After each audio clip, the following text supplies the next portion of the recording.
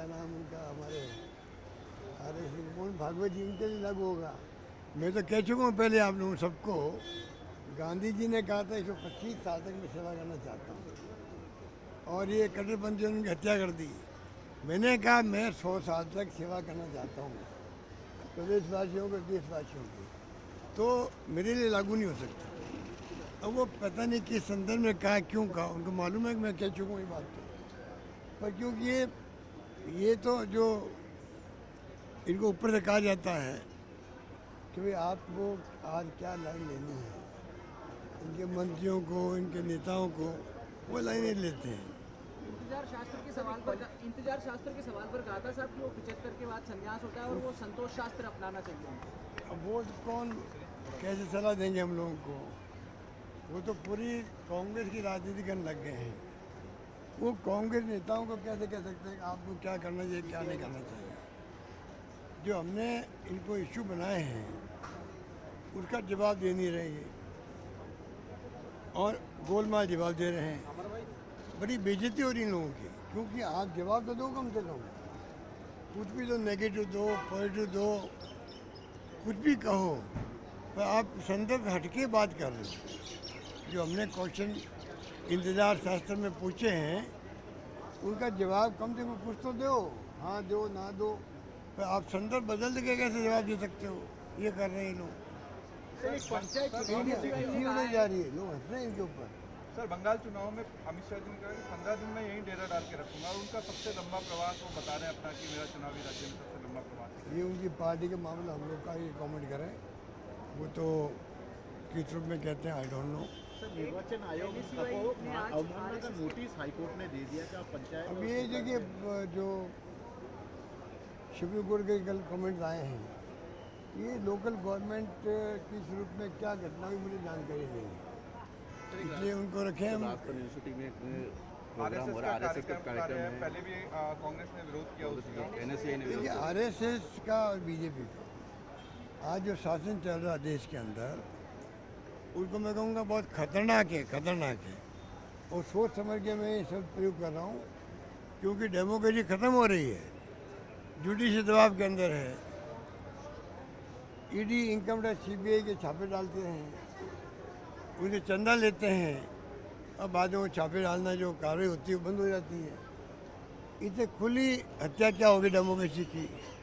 जब डेमोक्रेसी हत्या ही हो रही थी, इनका हर इशू चाहते बने, कांग्रेस विरोध करे, हम कहें हिंदू मुसलमान की बात है, बार बार क्या तुक है इनको आरएसएस की मीटिंग करने का वहाँ पर, जब सबको मालूम है आरएसएस और बीजेपी एक है।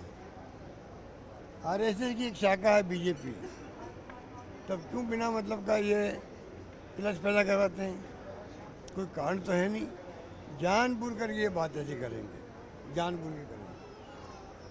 5 राज्यों के चुनाव पे आपका क्या कहना है? एक मैं तो केरला जाके आया हूँ, वहाँ मुझे अच्छा लगा, बाकी अब देखिए आगे क्या होता है, सब इंतजार कर रहे हैं आपकी तरह। सर, एक पैनिक क्रिएशन हो रहा है कि राजनाथ जी कह रहे हैं कि हम ऑपरेशन सिंदूर अभी भी जारी है, तो दूसरी तरफ एक माहौल बनाया जा रहा है कुछ बड़ा होने वाला है, तो क्या ये चुनाव से पहले बड़ा होने वाला है? ये ट्रम्प की तरह ही मजाक बना रही है। ट्रम्प अमेरिका मजाक बना रहा है, ये लोग क्या बना रहे हैं, क्या दुख है। होने वाला होगा, अभी तो जारी है, ये क्या लैंग्वेज है। ट्रम्प साहब भी लैंग्वेज बोलते हैं, मोदी जी मेरे दोस्त हैं, वो मुझे खुश करना चाहते हैं, और मैं उनका पॉलिटिक्स ऐसे ख़त्म कर सकता हूँ। ये कोई लैंग्वेज होती है क्या? एक देश के राष्ट्रपति की लैंग्वेज हो सकती है क्या? बताइए।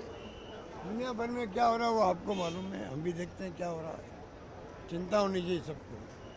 इस देश की डेमोक्रेसी जब नहीं बचेगी, आने वाली पीढ़ियों का क्या होगा, हमें चिंता ये है। मुझे खुद को चिंता है, अगर देश में डेमोक्रेसी नहीं बचेगी तो क्या होगा देश का। डेमोक्रेसी में सरकार बदलती रहती है, बदली भी है पहले,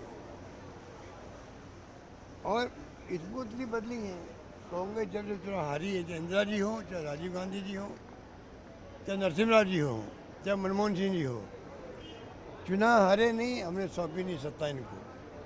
इनका जो तरीका है, मुझे लगता है कि इनकी मनता में खोट है, ये खतरनाक सोच के साथ में आगे बढ़ रहे हैं। परवाह नहीं करें जनता क्या सोचेगी। जनता की परवाह तो है ही नहीं।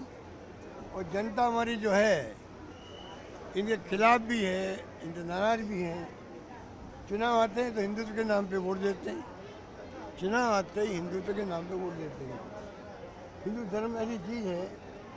और कहते हैं कि हिंदू खतरे में है। इनको पूछो 250 साल तक तो अंग्रेज़ों का राज था, 500 साल तक राज था मुगलों का, तब हिंदू खतरे में नहीं था देश का।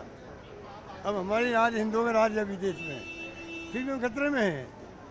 अब तो सोच सकते हो किस प्रकार से किस रूप में ये लोग जनता को गुमराह करने में कामयाब हो गए हैं।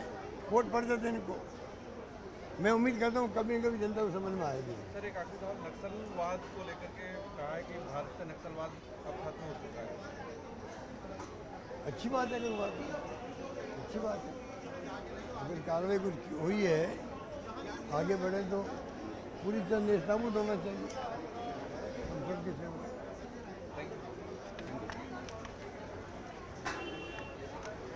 शशि भाई लो आलोक जी। अब बारी बारी